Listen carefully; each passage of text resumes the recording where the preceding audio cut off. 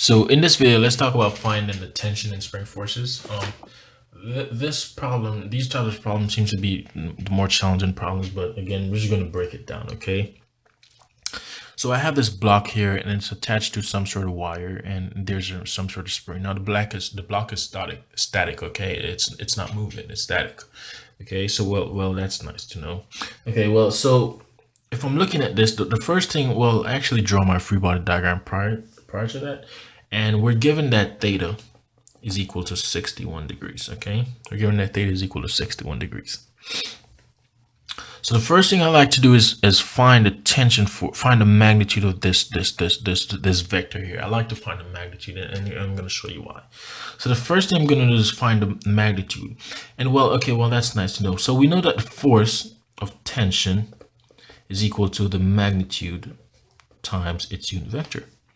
Okay, therefore the magnitude of the tension force, okay, must be equal to the tension force itself as a vector divided by the unit vector.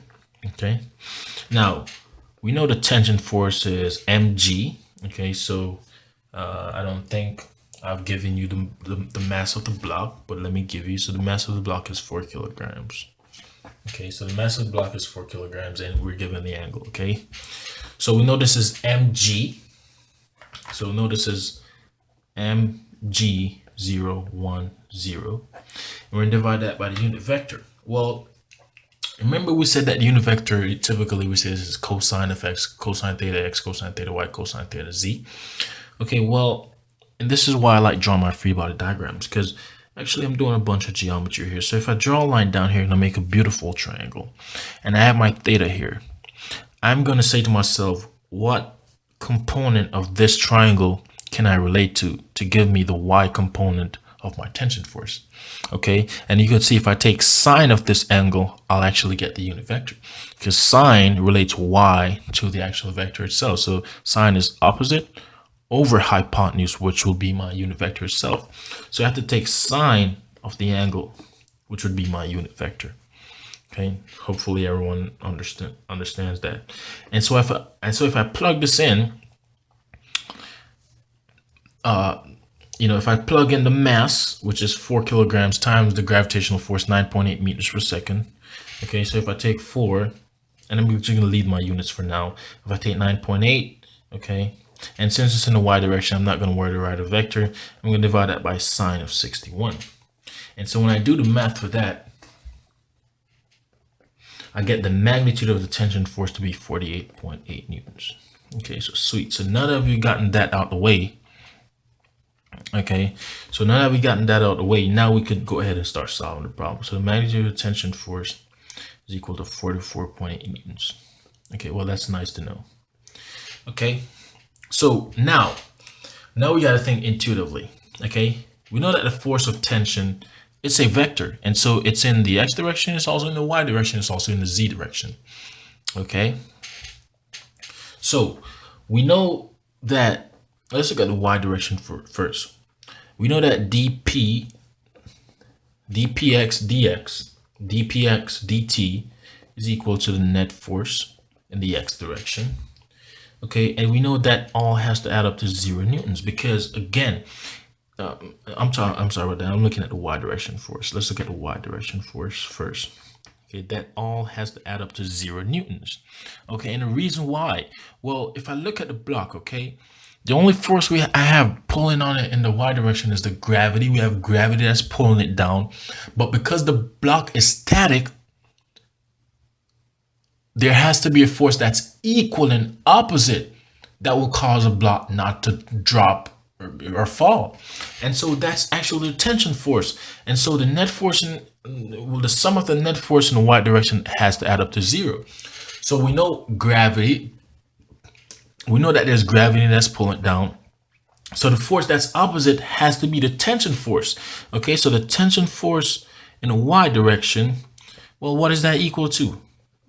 mg. The tension force in the y direction has to be equal to mg. Okay, and specifically, as a vector, it's mg010. So the tension force of tension in the y direction is the mass times the gravitational constant. If I take 4 times 9.8, I get the magic number. So I get 39.2 newtons.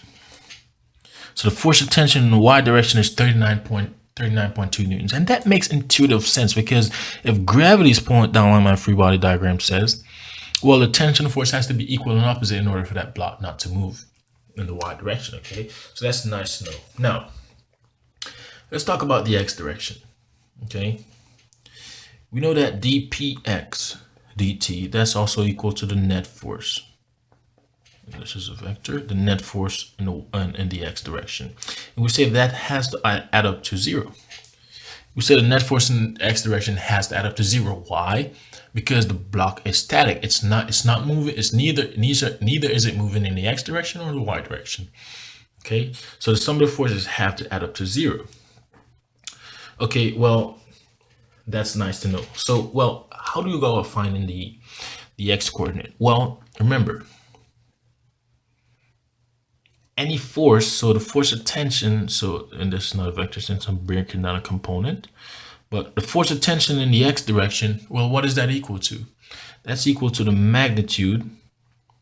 That's equal to the magnitude, yeah, that's equal to the magnitude times the unit vector, okay? Now, the reason why we found this magnitude is because the magnitude relates to both the x and the y direction, okay? So it doesn't matter. The magnitude, in this case, when we find the magnitude of this vector here, it just relates, we're just finding the magnitude, okay? It just so happens to be in the y direction, but we're finding the magnitude, okay? And so this relates all over. So the magnitude of force in the x direction times its unit vector in the x direction, okay? So we know the magnitude of the force, which is 48.4 newtons, which we just solved for. Okay, we don't know the unit vector, and this is why we got to use geometry again to solve for. And again, these problems just come down to a bunch of geometry. Okay, so if I'm looking at my triangle here, I have my theta here, I have my x component, I have my y component. Okay, so the question that you got to ask yourself is what strategy can I use? Can I take cosine and sine or tangent or whatever it is to relate the unit vector to the x component? And my answer is it will be cosine. I need to take cosine of this angle, because you got to remember, this is my x, this is my y. So if I take cosine of this angle, well, I'm taking adjacent over hypotenuse. So cosine here is relating my x component to my tension force. And so in that case, the force of tension in the x direction shall be equal to the magnitude of the force in the x direction times cosine of the angle. Okay, and hopefully that makes sense. Okay, again, I'm relating my x component. Again, I'm relating my x component. I have to take cosine of this angle to relate my x component to the actual vector itself to give me my unit vector. Okay, and notice that I did sine opposite over hypotenuse to get my y component, which is what we talked about for the force in the y direction. And so the force of tension in the x direction has to be equal to the magnitude times its unit vector. Okay, and this would be cosine theta x. So therefore the force of tension is going to be equal to 44.8 newtons times cosine of 61. And if I plug this in my calculator, 44.8 times cosine of 61, that should give me approximately 21.7 newtons in the x direction.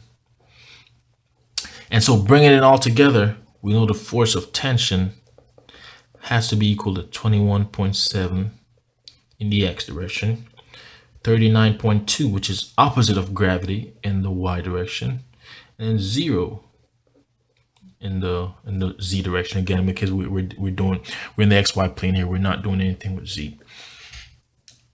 And so this would be my tension force in the vector. Now, what about the spring force? Okay, let's make sense of it. Okay, I have the block here, and it's not moving in either the x or the y direction.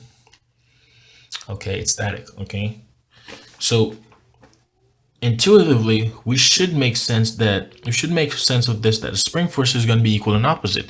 So if the tension force is actually pulling 21.7 newtons in the x direction, well, the spring force has to be negative 21.7 in the x direction also. and that will cancel out that force to give me a net force of 0 in the x direction. And so we have no force in the y direction or the z direction when we talk about spring force. Okay, because again, you could see that the spring force is only happening along the x-axis, with tension force is a little bit different. And this is how we kind of solve these problems. You got to be able to think intuitively and try to make sense of it, that the idea of the net force being 0 in either direction, and also you trig. But again, this is why it's very helpful to draw a free body diagram, because without my free body diagram, I'd find it a bit very difficult to kind of run through the process. But as you can see, simple process: find the magnitude of the tension first, and then you could go from there, because the magnitude of this relates to any x or y component. Once you have the magnitude, the only thing that left for us to find is the unit vector. Okay, that's why I found the magnitude first, and then as you could see, we found the magnitude, and the only thing left was the unit vector, whether it's sine or cosine.